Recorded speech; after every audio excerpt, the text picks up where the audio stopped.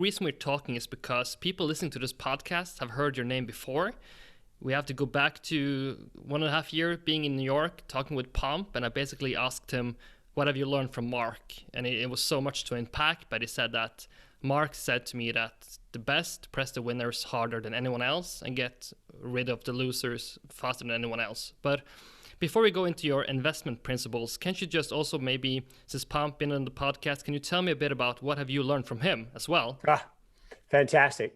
So I'll give the backstory of how we got together, because it's part and parcel of kind of what I've taken away from Pomp. And, we're, again, close friends, good business partners. So it's interesting. I met Pomp just randomly through an investment, again, in innovation and technology.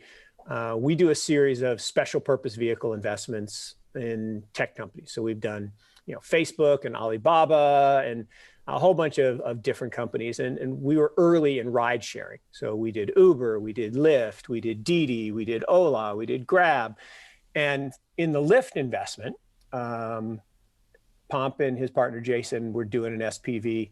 And we just met, 15 minutes, and we were trying to talk about how to structure it maybe together. And I thought he was a nice guy, but didn't really know him. But then I heard him on a podcast. I think podcasts are cool. And I heard him on a podcast.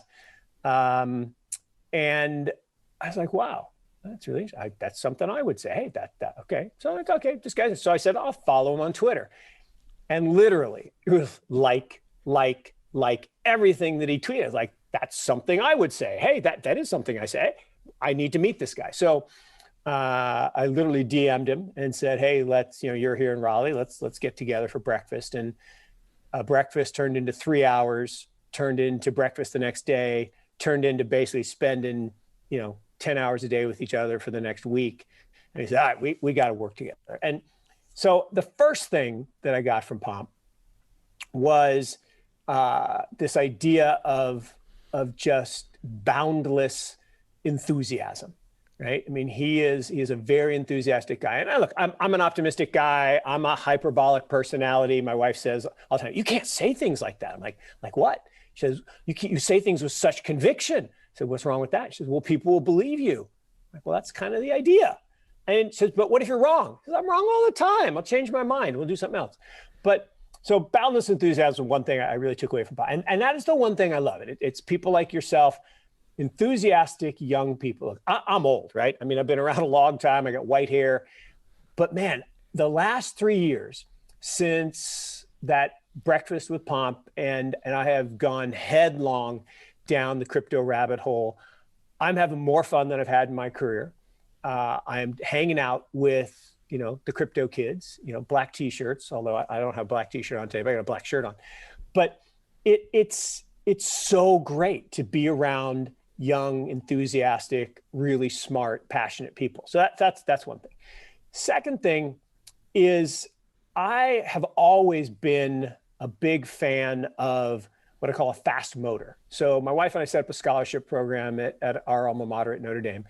And the idea is we're trying to attract the best and brightest to come to Notre Dame, to be the future Catholic leaders of tomorrow. And that's hard because they all want to go to, the hypes, the Harvard, Yale, Princeton, Stanford. But, we personally interview them and people say, well, what do you look for?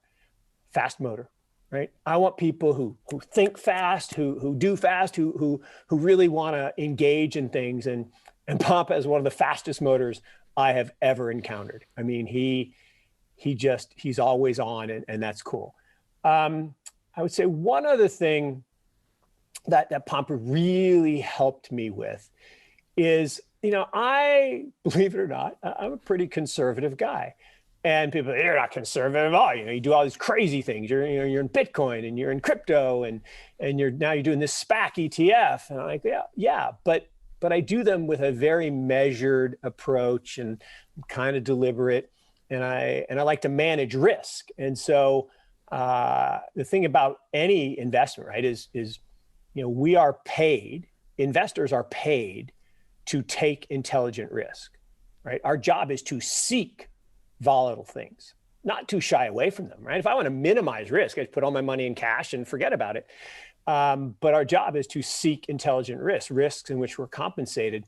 And the thing that I have taken from Pomp, and I always knew this, and I always thought about it and always acted on it, but I never really crystallized it the way it's about asymmetry, focusing on asymmetry. And again, I'd always done that in the back of my mind is, more upside to downside, but he really helped me crystallize this thought, particularly when it comes to crypto and Bitcoin in particular, is the asymmetry of the upside. I mean, my favorite quote, right, from Satoshi-san, whoever he, she, they happen to be, maybe you should just get some in case it catches on.